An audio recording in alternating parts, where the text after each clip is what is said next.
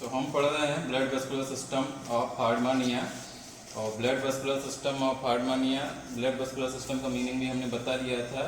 Blood जो रहता है वो वेस्कुलर सिस्टम मतलब क्या, संवाहन टिश्यू होता है। संवाहन क्या होता है? टिश्यू होता है जिसके द्वारा भोज्य पदार्थ, ठीक है, और हार्मोन्स, ये सब चीज़ें, एंजाइम्स, ये सब चीज़ें क्या होती हैं, एक स्थान से दूसरे स्थान पर क्या होती है, ट्रांसपोर्ट होती हैं। ठीक है, तो इसको बोलते हैं क्या, वेस्कुलर सिस्टम।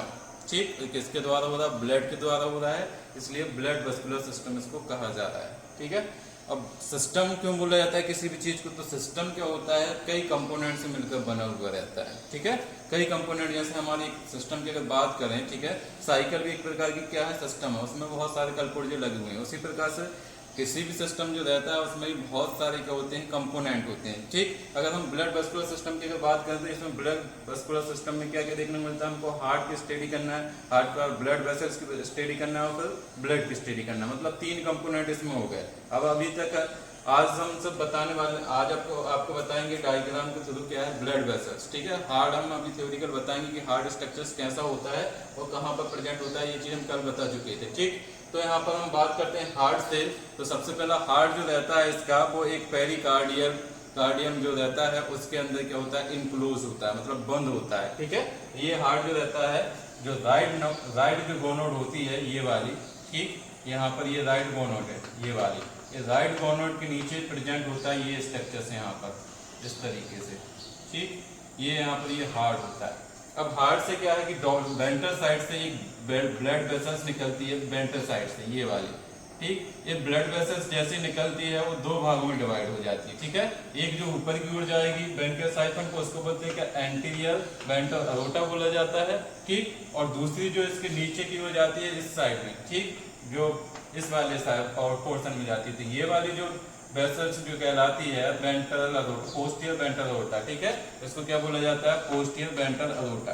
अब पोस्टीरियर वेंट्रल अरोटा ज्यादा ब्रांचेस नहीं होती है, एलिमेंट्री कैनाल जो रहती है उसको क्या करती है, ब्लड सप्लाई करने का काम करती है, और स्टमक के पास में जाके क्या हो जाती है, एंड हो जाती है। ठीक, पर इसकी जो एंटीरियर वेंट्रल अरोटा जो रहती है, अगर हम इसको देखें तो ऊपर की ओर जाएंगे तो इससे क्या होता है कि ट्रांसवर्जल क्या, ब्रैंकियल वेसल्स निकली होती है। ट्रांसवर्जल मतलब क्या है, ये वाली। ठीक, ये ट्रांसवर्जल वेसल्स निकली हुई रहती हैं। ठीक, ये ब्रैंकियल साइफन क्या करती है, ब्लड सप्लाई करने का काम करती हैं। ठीक, और थोड़े से ऊपर ही जाते हैं तो ये क्या होती है, ट्रांसवर्जल वेसल जो रहती है वो पेरीफेरेंजियल वाले एरिया में क्या करती है, ब्लड सप्लाई करने का काम करती है। इस कारण इसको क्या बोलते हैं, पेरीफेरेंजियल वेसल्स।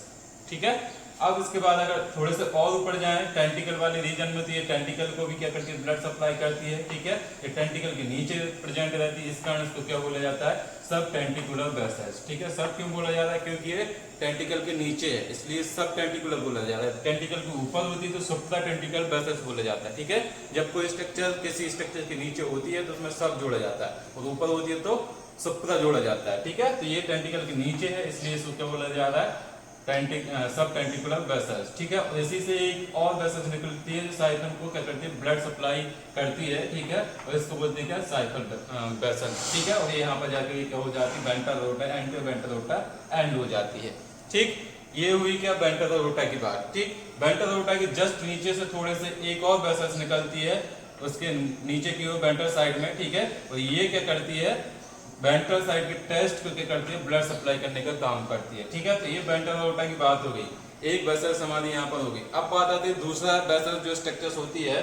अरोटा क्यों बोला जाता है, क्योंकि ये बड़ी वेसल्स होती हैं। ठीक है, अरोटा क्यों बोला जाता है, वेसल्स वेंट्रल अरोटा क्यों बोला जाता है, क्योंकि इससे बहुत सारी क्या निकलेंगी, ब्रांचेस निकलेंगी। ठीक है, और जब ब्रांचेस निकलती हैं उनको वेसल्स बोलते हैं, और जब बड़ी ब्रांच जो रहती है उसको क्या बोलते हैं, अरोटा बोलते हैं। ठीक है, इसी प्रकार से एक और अरोटा होती है जिसका नाम क्या है, डोर्सल अरोटा है। ठीक, डोर्सल अरोटा क्यों बोला जा रहा है इसको, क्योंकि ये फेरेंस के डोर्सल वाले रीजन में प्रेजेंट है। ठीक है, डोर्सल मतलब ऊपर वाले रीजन में क्या है, प्रेजेंट है, इस कारण को क्या बोला गया, डोर्सल। और अरोटा क्यों बोला है, क्योंकि ये बड़ी वाली क्या होती है, वेसल्स होती है। ठीक, इससे विभिन्न प्रकार की ब्रांचेस निकलेंगी। ठीक, तो अब यहाँ पर देखते हैं इससे कौन कौन सी ब्रांचेस या वेसल्स निकलती हैं। अब ये डोर्सल अरोटा जो रहती है उसका हार्ट से कोई कनेक्शन नहीं रहता है, ठीक है, हार्ट से कोई कनेक्शन नहीं रहता है। तो इसका कनेक्शन किसके द्वारा, ये जो वेसल्स गई हैं, ठीक है, वेंट्रल अरोटा की, वो किससे जुड़ी हैं, डोर्सल अरोटा से जुड़ी हुई हैं। तो वेंट्रल अरोटा ही क्या करता है, डोर्सल अरोटा क्या करता है, ब्लड सप्लाई करने का काम करता है। क्लियर।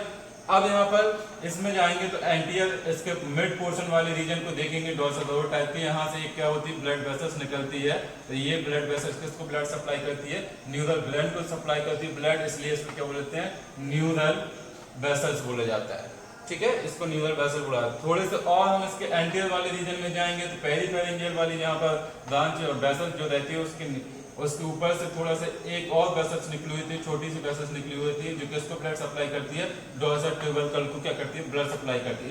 इस वेसल को क्या बोला जाता है, डोर्सल ट्यूबरकल वेसल्स बोला जाता है। और ये डोर्सल अरोटा किसमें, साइफन में जाकर क्या हो जाती है, एंड हो जाती है, ठीक। ये भी क्या है, सब टेंटिकल वेसल्स का फॉर्मेशन करती है। तो ये थी dorsal aorta. Dorsal aorta sir में कम ही स्ट्रक्चर्स हैं, ठीक। अब डोर्सल अरोटा के पोस्टीरियर वाले रीजन में जाएंगे, ये एंटीरियर वाला रीजन हो गया, अब पोस्टीरियर वाले रीजन में जैसे ही आते हैं, ठीक है। तो ये पोस्टीरियर वाला रीजन है।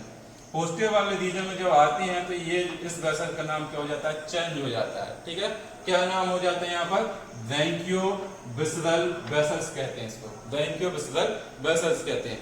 ब्रैंकियोविसरल वेसल्स क्यों कहा जा रहा है, ब्रैंकियो इसलिए बोला जा रहा है क्योंकि ब्रैंकियल वाले रीजन को क्या करेगी, ब्लड सप्लाई करेगी, ठीक है, इसलिए ब्रैंकियो बोला जा रहा है। विसरल क्यों बोला जा रहा है, क्योंकि विसरल जो है एलिमेंट्री कैनाल के जितने भी ऑर्गन होते हैं जो एलिमेंट्री कैनाल में पार्टिसिपेट करते हैं, उनको जब ब्लड सप्लाई करते हैं तो उनको क्या बोलते हैं, विसरल वेसल्स बोला जाता है, ठीक है। तो ये एलिमेंट्री कैनाल वाले पार्ट में क्या करेगी, ब्लड सप्लाई करने का काम करेगी, ठीक है।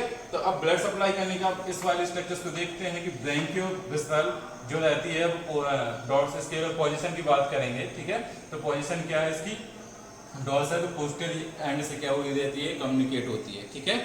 अब ये इससे निकलने वाली ब्रांच, ये जो यहाँ पर जो ब्रांच गई है, ठीक है, ये क्या करती है, राइट ओसोफेगस को क्या करती है, ब्लड वेसल्स पहुंचाने का काम करती है, ठीक है। राइट ओसोफेगस को ब्लड वेसल्स पहुंचाने का काम करती है, ठीक। अब जस्ट इसके नीचे की ओर ये वाले रीजन में यहाँ पर ये आ जाती है, ये वाली वेसल्स, ठीक है। ब्रैंकियो वेसल्स की बात चल रही है, उससे निकलने वाली ब्रांच की बात चल रही है, ठीक। यहाँ पर आकर ये नीचे से होती हुई इसके, ठीक है, तो यहाँ से क्या करती है, लेफ्ट ओसोफेगस ओसोफेजियल वेसल्स का क्या करती है, ब्लड पहुंचाती है, लेफ्ट वाले ओसोफेगस को क्या करती है, ब्लड पहुंचाती है। इस कारण इसको क्या बोला जाता है, लेफ्ट ओसोफेजियल वेसल्स बोला जाता है, ठीक है। और यहीं से क्या होता है, इसके जस्ट नीचे से इसके ये वाला रीजन जो है, ठीक है, यहीं पर ये जो नीले कलर की जो बनी हुई है, ठीक है, ये वाली, ठीक, ये वाली जो वेसल्स है, इसको क्या बोलते हैं, कार्डियक विसरल वेसल्स। अब कार्डियक विसरल वेसल्स क्यों बोला जा रहा है, कार्डियक इसलिए बोला जा रहा है क्योंकि ये इसका कनेक्शन किससे है, हार्ट से है। हार्ट को क्या बोलते हैं, कार्डियक स्ट्रक्चर्स बोलते हैं, ठीक है।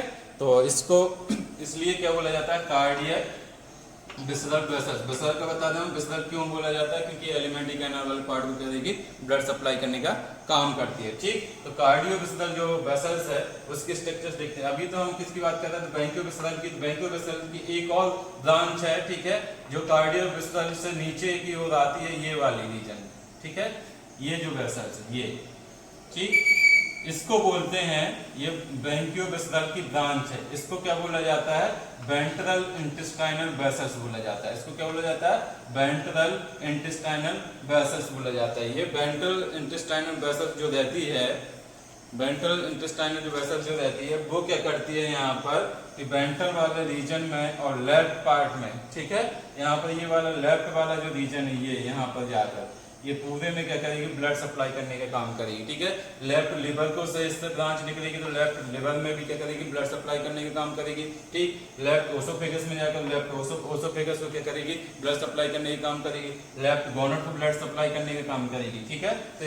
तो हमने 3 वेसल्स के बारे में पढ़ लिया था, चौथी वेसल्स रह गई थी यहाँ पर एक्सप्लेन करने के लिए। तो चौथी वेसल्स जो है उसके बारे में हम देख लेते हैं कि चौथी वेसल्स में क्या क्या देखने को मिलता है और कहाँ कहाँ पर जाती है। तो हम बता रहे थे आपको कार्डियो विसरल वेसल्स। तो कार्डियो विसरल वेसल्स इसलिए कहा जाता है क्योंकि ये हार्ट से इसका कनेक्शन होता है, इसलिए कार्डियो नाम दिया गया। विसरल इसलिए दिया गया क्योंकि ये एलिमेंट्री कैनाल जो रहती है उसके पार्ट को क्या करती है, ब्लड सप्लाई करने का काम करती है। इस कारण इसको क्या बोला जाता है, कार्डियोवैस्कुलर वेसल्स। तो कार्डियोवैस्कुलर वेसल्स को अगर हम देखेंगे तो ये वाला एरिया है, ये नीले कलर से ये वाली एक वेसल्स ये गई है, ये नीले कलर की जो है, ठीक है, उसको कार्डियोवैस्कुलर वेसल्स कहा जाता है।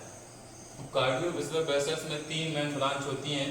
सबसे पहले ब्रांच होती है मेन ब्रांच ये, ठीक है, ये जो मेन ब्रांच होती है डॉर्सल साइड में जो गई हुई है, तो ये क्या करती है, ऊपर की ओर जाकर क्या होती है, टेस्ट को उसको क्या करती है, ब्लड सप्लाई करने का काम करती है। ऊपर जाकर क्या है, साइफन में जाती है, ब्लड सप्लाई करती है, वहां से सब टेंटिकुलर, ठीक है, सब टेंटिकुलर वेसल्स मतलब क्या है, टेंटिकुलर के नीचे से जाते हुए टेंटिकुलर को क्या करती है, ब्लड सप्लाई करने का काम करती है। इस कारण को क्या बोला गया, सब टेंटिकुलर ब्लड वेसल्स कहा जाता है। और वहां पर जाकर ये एंड हो जाती है, ठीक। फिर उसकी दूसरी ब्रांच निकलती है, ये मिडिल ब्रांच। मिडिल ब्रांच का एक ही काम रहता है, ये वाली जो ब्रांच है, ठीक है, इसको बोलते हैं क्या, इसको बोला जाता है लेफ्ट डिस्टल ब्रांच, ठीक है। तो ये क्या करती है, लेफ्ट कॉर्नर को क्या करती है, ब्लड सप्लाई करने का, सॉरी हाँ, ठीक है, लेफ्ट कॉर्नर को क्या करती है, ब्लड सप्लाई करने का काम करती है। उसी तरीके से अगर यहाँ पर देखा जाए, नीचे की ओर आकर ये वाली ब्रांच जो रहती है, ठीक, ये कहलाती है